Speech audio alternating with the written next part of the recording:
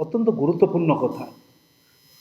ପ୍ରତିଦିନ ଗୋଟେ ପ୍ରତିଦ୍ୱନ୍ଦିତା ଚାଲିଛି ରାଜ୍ୟରେ, ଯେମିତି ଦୁର୍ନୀତିମୁକ୍ତ ହୋଇଯାଉଛି।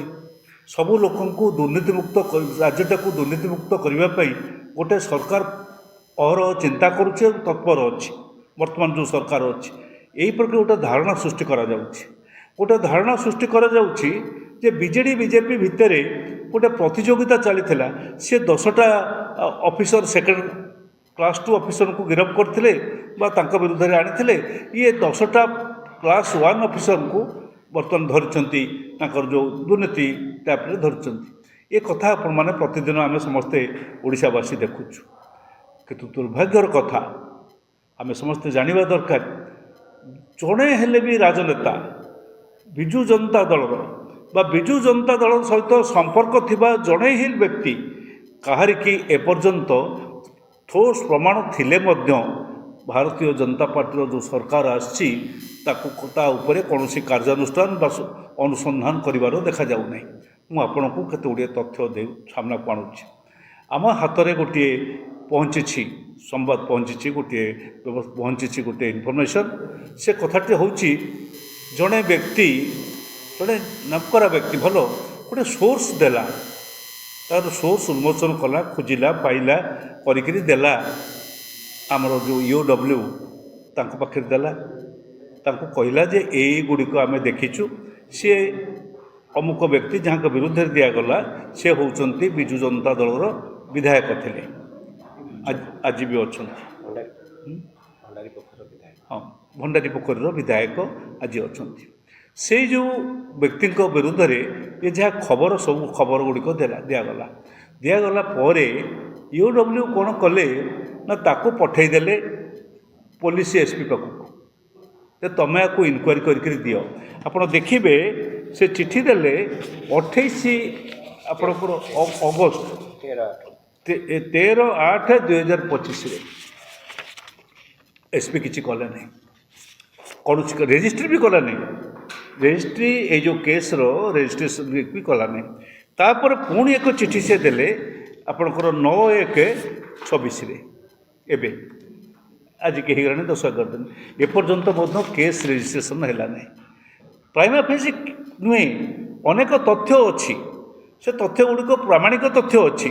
ସେ ଯେଉଁ ଭଦ୍ର ବ୍ୟକ୍ତି ଦେଇଥିଲେ, ଅଭିଯୋଗ ଆଣିଥିଲେ, ସେ ସମସ୍ତ ତଥ୍ୟ, ପ୍ରାମାଣିକ ତଥ୍ୟ ଗୁଡ଼ିକ ମଧ୍ୟ ତା ସହିତ ଯୋଗ କରିକି ଦେଇଛନ୍ତି।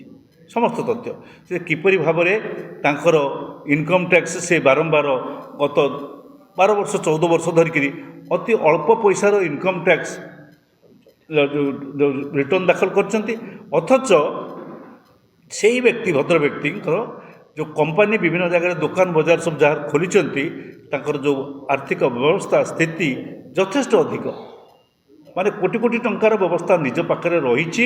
ଅଥଚ ସେ ସମସ୍ତଙ୍କୁ ଦେଖାଇଛନ୍ତି ଯେ ମୋର ଆୟ ହେଉଛି ଏତିକି। ଏ ପ୍ରମାଣ ଗୁଡ଼ିକ ସେ ଯେଉଁ ସୋର୍ସ ଯେ ଦେଇଛନ୍ତି, ଯେଉଁ ଭଦ୍ରବ୍ୟକ୍ତି ଦେଇଛନ୍ତି, ପୋଲିସକି ଦେଲେ, ଆକୁ ଦେଲେ, EOWକୁ ଦେଲେ। EOW ପୋଲିସକି ପଠାଇଲା, SP କି ପଠାଇଲା। SP କଲେ ନାହିଁ କି EOW ମଧ୍ୟ ତା ଦେହରେ କିଛି କଲେନି। ତେଣୁ ଏସବୁ ଦୃଷ୍ଟିରୁ ଆମେ ଆଜି ସେ କଥା ଗୁଡ଼ିକ ଆପଣ ସାମ୍ନାକୁ ଆଣିବାର ଉଦ୍ଦେଶ୍ୟ ହେଉଛି, ଏ ରାଜ୍ୟରେ ବିଜୁ ଜନତା ଦଳ BJP ଏକ ଭିତରେ ଯେଉଁ ଅଛି, ଗୋଟେ ରହିଛି, ଚୁକ୍ତି ରହିଛି, ଅଲିଖିତ ଚୁକ୍ତି ରହିଛି। ସେ ଚୁକ୍ତିଟି ହେଉଛି, ତମେ ଆଉ କ'ଣ କରୁଛ କର, ଆମ ରାଜନେତାମାନଙ୍କୁ ଧରିବ ନାହିଁ। ଆମେ ଯେଉଁ ନେତାମାନେ ଆମ ସାଙ୍ଗେ ଯାହାଙ୍କର ସମ୍ପର୍କ ଅଛି ତମେ ଧରିବ ନାହିଁ, କାରଣ ଆମେ ତମକୁ ଧରିନଥିଲୁ, ତମେ ଆମକୁ ଧରିବ ନାହିଁ। ଏହି ମର୍ମରେ ତାଙ୍କ ଭିତରେ ଗୋଟେ ଚୁକ୍ତି ରହିଛି। ତାର ପ୍ରମାଣ ହେଉଛି ଏ ବ୍ୟବସ୍ଥା। ଆଜି ପର୍ଯ୍ୟନ୍ତ ଏତେ ତଥ୍ୟ ଯୋଗାଇଲା ପରେ ମଧ୍ୟ SP ରେଜିଷ୍ଟ୍ରି କରିନାହାନ୍ତି case.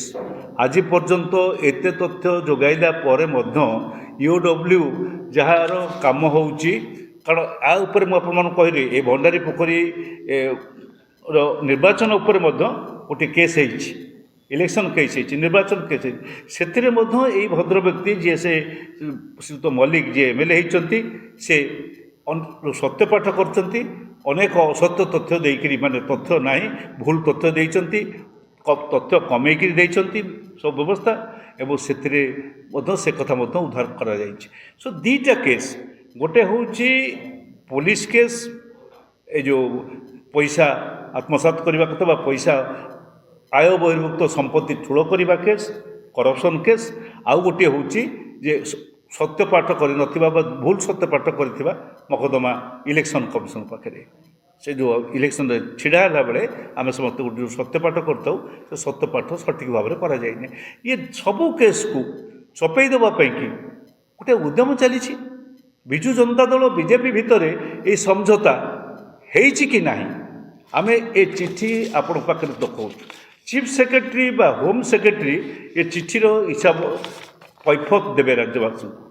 Chief secretary home secretary ହେଉଛନ୍ତି ରାଜ୍ୟବାସୀଙ୍କର ଆଡ଼ମିନିଷ୍ଟ୍ରେଟିଭ୍ ପ୍ରତିନିଧି। ଆମେ ଏ ଚିଠିର ଦୁଇଟି ଯାକ ଚିଠି ଆପଣଙ୍କ ସାମ୍ନାରେ ଦେଖାଉଛୁ। ଆର ଉତ୍ତର ଚିଫ୍ ସେକ୍ରେଟାରୀ ହୋମ୍ ସେକ୍ରେଟାରୀ ଆପଣମାନଙ୍କୁ ଡାକି ଦିଅନ୍ତୁ ବା ପ୍ରେସ୍ ନୋଟ୍ ଜରିଆରେ ଦିଅନ୍ତୁ, ସାରା ରାଜ୍ୟବାସୀଙ୍କୁ ଦେବେ। ଏହା ହିଁ ହେଉଛି ଆମର ଦାବି। ଆମେ ଯାହା ଆଶା କରୁଛୁ, ଯଦି ସ୍ୱଚ୍ଛ ଓ ନିର୍ମଳ ଶାସନ ବ୍ୟବସ୍ଥା ଚାଲିବାର ଥାଏ ତାହେଲେ ଏ କଥାଟି କାର୍ଯ୍ୟକାରୀ କରିବେ।